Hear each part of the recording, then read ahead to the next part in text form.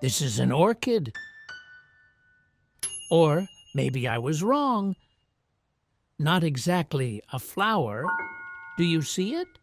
Why does this orchid look like it's about to catch prey? Or not. This isn't a flower at all. It's a mantis.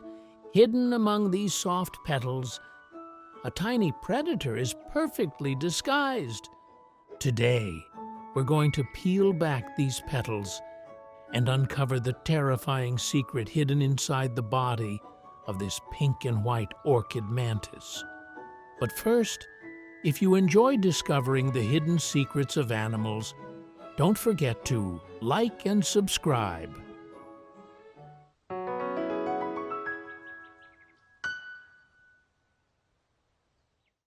Let me introduce you to the orchid mantis, one of nature's greatest masters of deception. Those beautiful soft petals you're looking at, they're actually specialized leg lobes that evolved to help the mantis disappear into its surroundings. With shades of white, pink, and pale purple, the orchid mantis can even shift its coloration over successive molts to better match the environment. But this incredible disguise doesn't begin at birth. When it first hatches, the orchid mantis looks completely different. Its body is bright red and black. And no, that color pattern is not random. Can you guess what it resembles? Leave your answer in the comments below. What if I told you it looks almost like a stink bug's? Now, imagine you're a bird or a lizard searching for food. Would you really choose something that already looks suspicious from a distance? Then comes the dramatic transformation. After the first molt, the mantis begins activating genes responsible for suppressing red pigments while building up opaque white coloration that closely resembles flower petals. Some studies even suggest that the orchid mantis doesn't mimic any one specific flower species. Instead, it mimics the general appearance of a flower. Its body reflects light in a way that is astonishingly similar to real petals, even in the ultraviolet spectrum, which bees can see.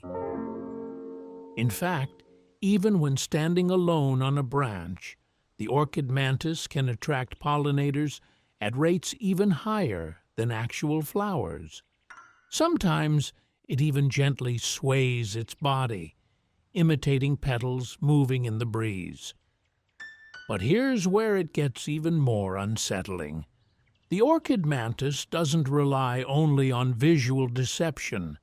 It may also use chemical deception. During the nymph stage, some evidence suggests it can produce compounds similar to the communication pheromones of the eastern honeybee, Apis cerana. While there's still limited direct evidence showing that adult orchid mantises fully mimic floral scent, the possibility itself is incredible. Wow, honestly, if I were a honeybee, I'm not sure I'd survive this double deception. What about you? But how does the mantis know the exact moment to strike? The answer lies in its eyes, and this is where things get truly terrifying. All right, let's start with what allows the mantis to lock onto its target. To be honest, I've always felt like a mantis was watching me whenever I looked at one. If you've ever felt that too, leave the word "I" in the comment. I want to know how many people it has creeped out. Take a close look. A mantis has compound eyes, built from thousands of tiny lenses. Each eye contains countless visual units called ommatidia. And here's the most fascinating part. The mantis is believed to be the only known insect with true 3D stereoscopic vision, a feature once thought to exist only in higher vertebrates. So what does stereopsis vision mean? Can a mantis actually perceive depth like humans do? Scientists were so curious that they literally fitted mantises with tiny 3D glasses to test it. The results were staggering.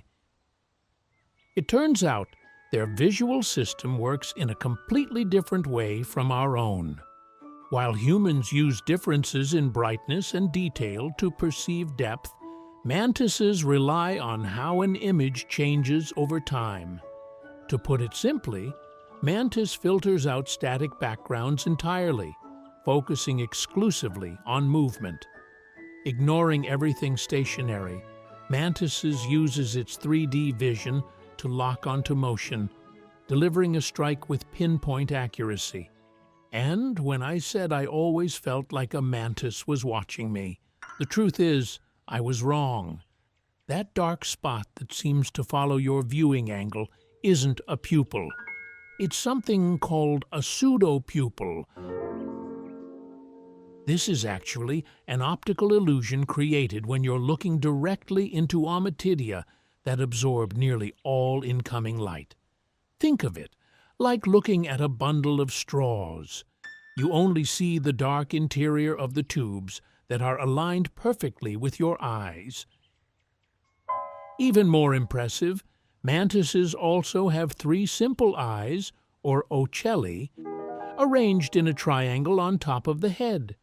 These help monitor what's happening above them. Combined with their highly flexible necks, this gives mantises what is arguably the most comprehensive field of vision in the insect world. And once the target is locked, the hunting machine activates. To perform this lightning-fast attack, the most important weapon after the eyes is the front legs. At first glance, they almost look like tiny arms folded in prayer. And yes, that's exactly why we call it a praying mantis. But don't let that innocent pose fool you. Those legs are actually precision-killing tools. The mantis's forelegs are engineered like a spring-loaded snap trap, with inner edges lined with rows of serrated spines as sharp as fishhooks. The moment prey enters the strike zone, those legs snap forward at such extreme speed that the human eye can barely follow it. But not every strike is the same. The mantis actually calibrates its speed based on how fast the prey is moving. One strike might take just 0.06 seconds, while another could be 5 times slower at around 0.29 seconds. The impact force from those front legs is often enough to instantly immobilize prey.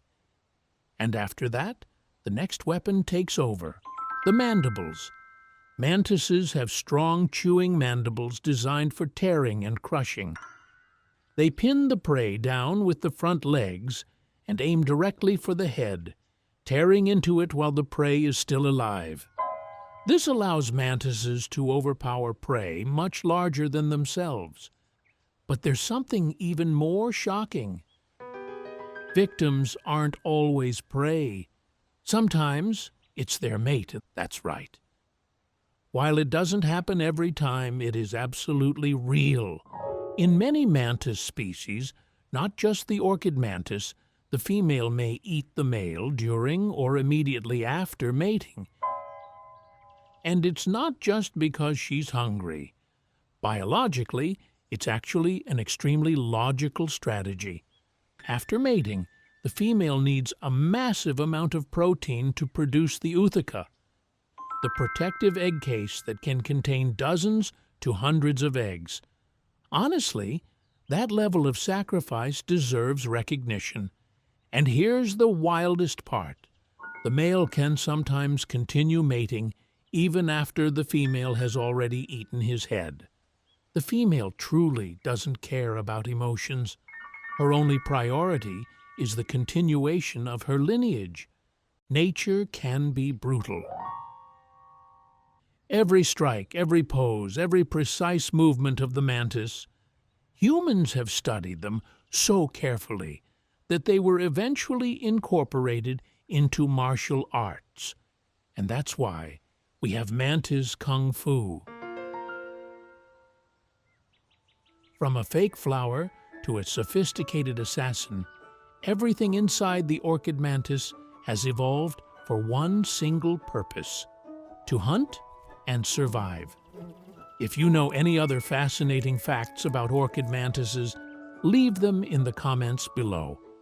And don't forget to like, subscribe, and I'll see you inside the next creature.